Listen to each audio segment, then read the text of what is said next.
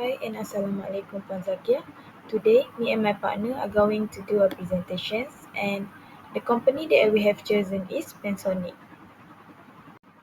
So before we start with our presentation, let me introduce myself first. My name is Nurul Fahana binti Jaiz and my metric number is F1049. First, we're going to talk about Panasonic company background. So Panasonic Holdings Berhad is a well-known Malaysian brand that produces and sells electrical home appliances like fans, rice cookers, TV, air conditioner, and kitchen equipment. So the company is founded in 1965 by Chew Queen Kak, and the headquarters are located in Penang, Malaysia. And the industry also they sell consumer electronics and home appliances. And this is our Panasonic financial statement of profit or loss and other comprehensive income. Also, we can say it as SOCI. And this is our Panasonic financial statements of financial positions, which is SOFP. The first ratio is liquidity ratio. And under this ratio, we got two ratio, which is current and quick ratio. So for current ratio in 2024, we got 1.52 times, and in 2025, the company got 1.28 times.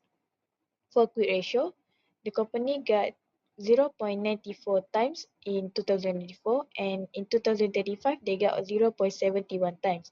So both of this ratio is unfavorable because as we can see here, the company can cover their debts with current assets in 2024 is higher than 2025. Next is efficiency ratio, and under this ratio we got average collection period. So in 2024 the company got 73 days, and in 2025 the company got 81 days.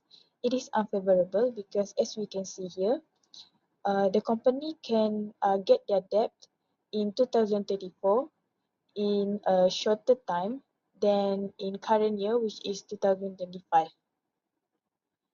Next is inventory turnover. So in 2024, the company got 4.43 times, and in 2025, the company got 3.33 times. This is also unfavorable because as we can see here, there is a possibility to defect inventory since it is not used in a long time.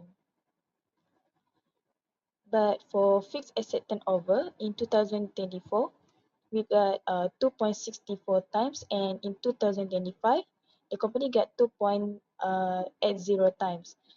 So it is favorable because it shows that the investment made on a permanent assets can generate and boost the company's sales. And the last one, we got total asset turnover.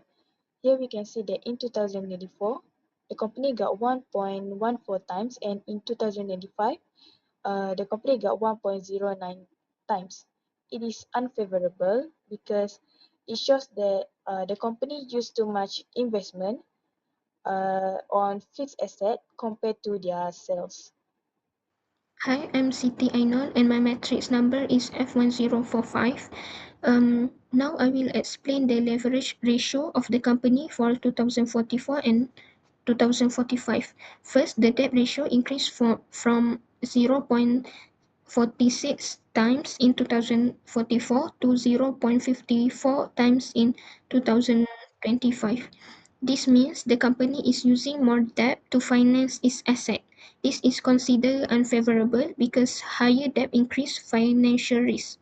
Next, the debt to equity ratio also increased from 85% to 119%.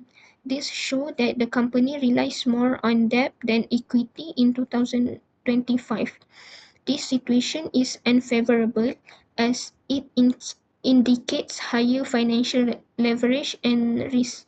Lastly, the time interest earn ratio decreased significantly from 0.84 times to 0.25 times. This means that the company has less ability to cover its interest expenses using its earnings. This is unfavorable and may signal potential financial difficulties. Now, I would like to present the profitability for the year 2024 and 2025.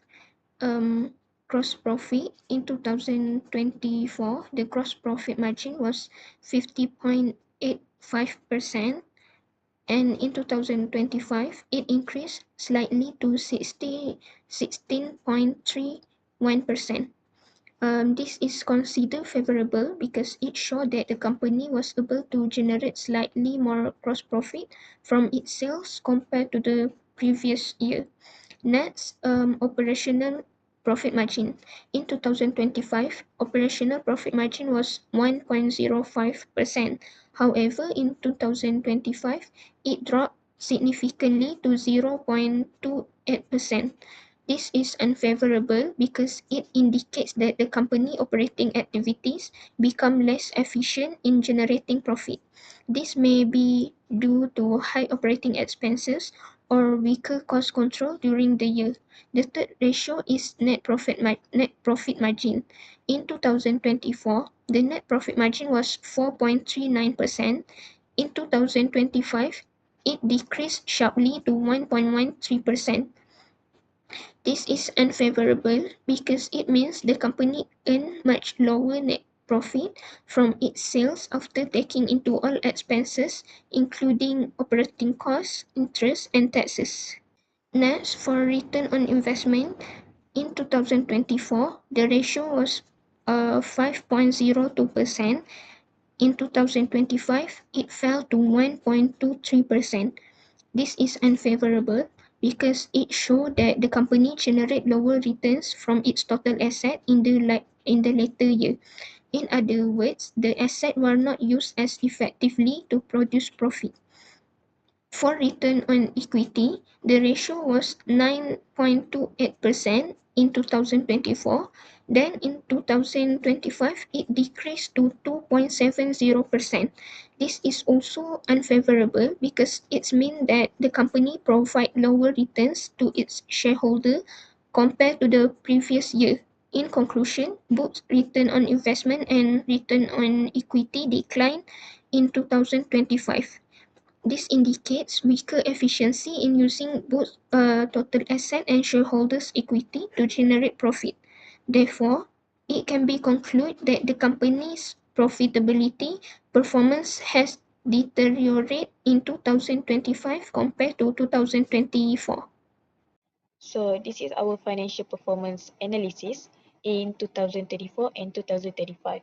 So for overall performance, the company financial performance is declining in 2025 compared to 2024 because most of the financial ratio shows the unfavorable trends indicating in weaker financial stability from the company.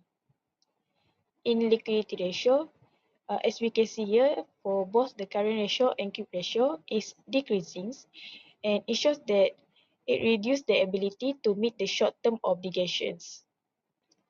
And in efficiency ratio, for average collection period is increasing, inventory turnover and total asset turnover is decreasing, and fixed asset turnover is increasing. It shows that the company has a mixed performance. Well, the company improve its utilizations of their fixed asset, but for overall efficiency is declining due to a slower receivable collection and inventory turnover. Next is leverage ratio. So for both debt ratio and debt to equity is increasing, but interest coverage is decreasing. So here we can see that the company has a higher financial risk and poor debt servicing ability. And the last one is profitability ratio. So for gross profit margin is increasing, but operating profit margin and net profit margin is increasing. So although the gross profit margin is improved, overall profitability is declining due to increasing operating and financial costs. So this is the recommendations for improvement, which is the first one. The company should improve liquidity management, which is they can strengthen cash flow control, reduce unnecessary expenses, and maintain sufficient cash reserves. Second one, enhance receivable and inventory management, which is they can implement stricter credit control policy, improve collection process, and reduce slow-moving inventory. The third one is reduce financial risk. They can lower dependence on debt financing, restructure existing borrowings, and manage interest costs effectively. The fourth one, companies should improve profitability, which is they can control operating expenses, increase operational efficiency, and optimize cost management. And the last one is strengthen revenue strategy, which is expand market reach, improve product offerings, and focus on sustainable sales growth. So, in conclusion, the company should focus on improving cash flow, reducing debt, and enhancing operational efficiency to achieve sustainable financial performance. That's all. Thank you.